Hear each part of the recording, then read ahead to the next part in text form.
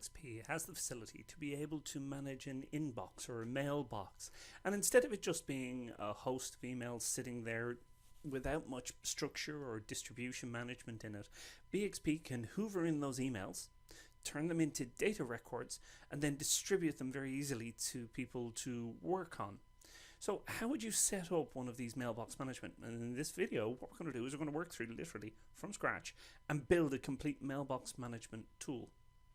So from BXP, from the main menu, first things first, we need to be able to give it a mailbox to be able to log into. So in System Access Management, we are able to go into the System Management settings. And in System Management, down the bottom, we have the ability to add email accounts or edit them. So in this case, I'm going to edit one of the accounts, and here's one we set up earlier. And this has all the settings to be able to log into the mailbox. But most specifically, we're interested in that it's a POP3 mailbox. The reason for this is when BXP logs into the mailbox, it's going to hoover the email out and then make it a data record in BXP and then delete the email from the inbox. In this way, you don't end up with duplicates of records, 2 or 3 versions of the same email. So once an email is hoovered, it's turned into a single data record. We're able to test that mailbox connection, and we see as the feedback here is that it was able to successfully connect. So we now have a mailbox, which we identify as mail 5. And in here, we now need a form to be able to receive all of those emails.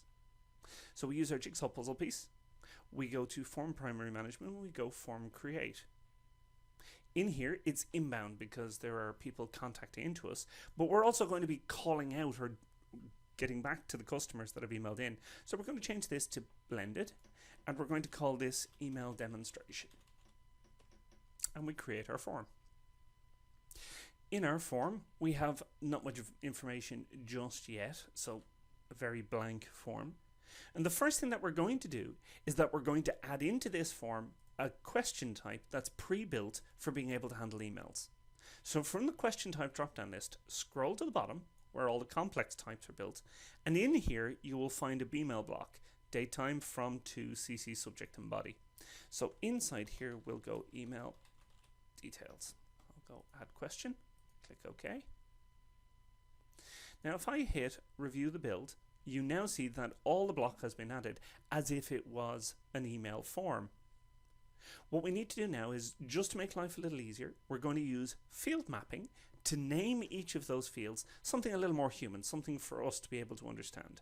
So using field mapping on the left, what we want to do is we now want to name each of those fields just so that we understand them.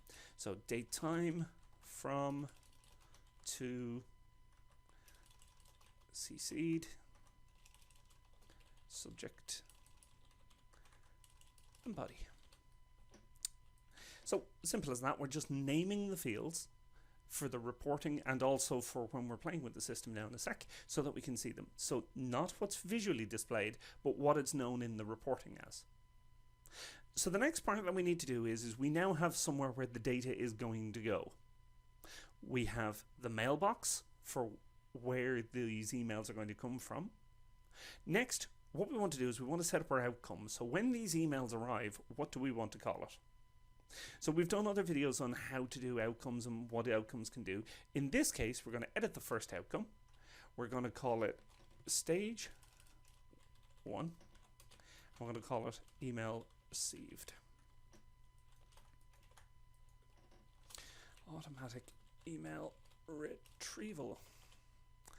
The display category is incomplete, and we're just going to call these new emails. So once again, this is setting up an outcome for what happens when an email arrives. So in this case, we're just going to flag it as a stage 1. This is a new email. So we now have our mailbox, we have our outcome, which is our workflow, and we have our form, which is able to store the data. Now to bring the 3 together. From the settings on the left-hand side in the console, the purple icon, we go down to advanced settings. And in the advanced settings of the form, we're now going to turn on inbox management. And it gives us a number of options for setting this up. So the first thing it says is which email account. So we're going to use our demonstration account. It says when there is a date and time on the email, which field should it go into? So here are the fields that we have named. So we go date, time, and we set up from, to, CC, subject, and we go body.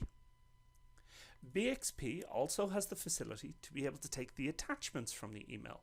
So are we going to allow attachments? For security reasons, some people may not want. So we're going to say attachments as CCLs, and we're going to say, yes, we will allow this. We won't need to notify on receipt in this demo, but process on outcome, it says which outcome should be used. So we're going to use stage 1 email received, and these are a number of advanced options that you have for being able to retrieve the emails. So we'll click update, and what we have done now is we have effectively hooked up that mailbox with this form and are going to use this stage 1 email account when an email is retrieved. So if I click on move first here, you'll see that there are no records at all retrieved.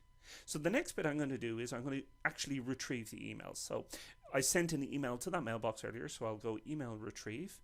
The system will log into that mailbox and it says, as you can see here, we've retrieved 1 email. It allows you to very quickly see the last retrieved email. So when I click on here, you can see all the information that has been hoovered in from that email. There's our date and time of sending, our from, our to, the subject, the body. And we also notice that there's a contact history. So we see here that the contact history allows us to see that the administrator, because it's the system account, went in to retrieve those emails. And if I click on contact history, I get a pop-up window. And inside our pop-up window, here is the attachment that was on the original email. And I can just open up that document and have a read of it. So that way we can see that all the material is coming through on the email as well. Now, we've got these outcomes, we've got this process. So how do I turn this into a work queue for people to actually do some work on? We're actually able to use the outbound contact module to distribute the next record in sequence. So we know this first email here is from Philip Lacey to demonstration.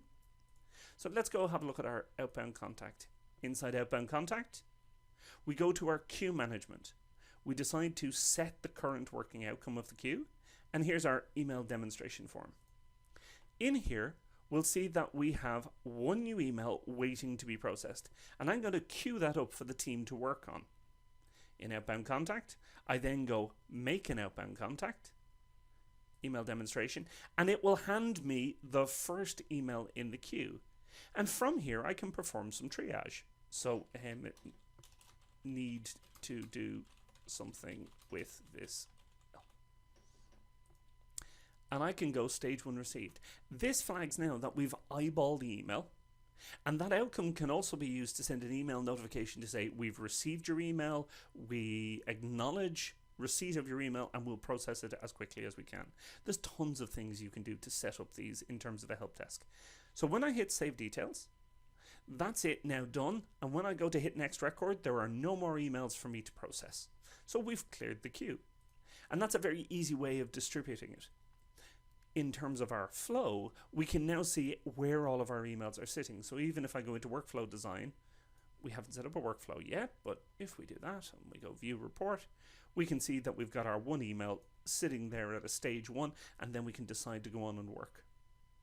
In this way, we're able to set up very quickly a mailbox, retrieve emails with attachments, and there are a host of configuration options in terms of the workflow, validation, using Ajax to be able to look up accounts or attach this email to others' accounts. And we've seen this used by numerous BXP clients, and we use it ourselves for our own support desk.